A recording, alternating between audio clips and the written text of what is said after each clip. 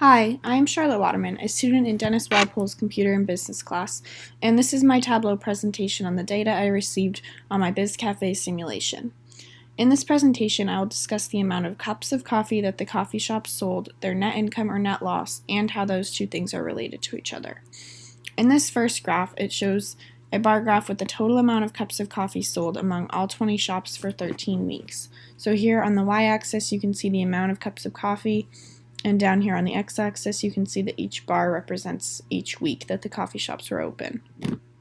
You can see how it starts out very slow at the beginning, only selling a little more than 18,000 cups of coffee that first week among all 20 shops, which is very low because if you divide this by all 20, then that would mean each coffee shop sold less than 1,000 cups of coffee that week.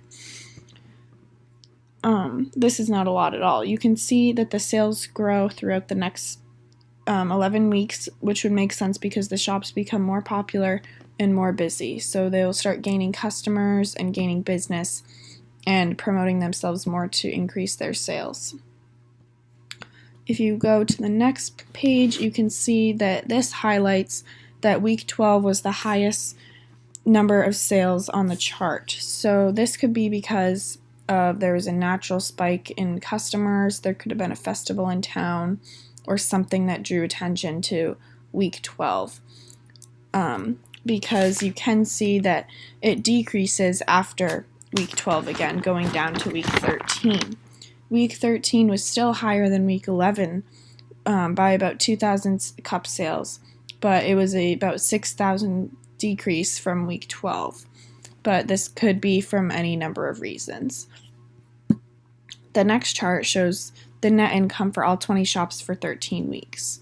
So it shows each coffee shop has its own line. That's over here, and then each week is on the bottom. So each column shows each week, and then each line across is for each coffee shop. You can see that every coffee shop started with a net loss, not a net gain, because there are so many costs of starting up a business. You can see over here that every single number is negative. Not one shop started with a net gain. If you look more specifically at my shop, Good Morning Brews, which is highlighted on this page, you can see that we struggled to maintain a net income even after the first couple weeks. We would have some good weeks, but also some bad weeks. So you can see we'd have a net loss this week and then go back up to a net gain and then go back down to a net loss and then a smaller net gain.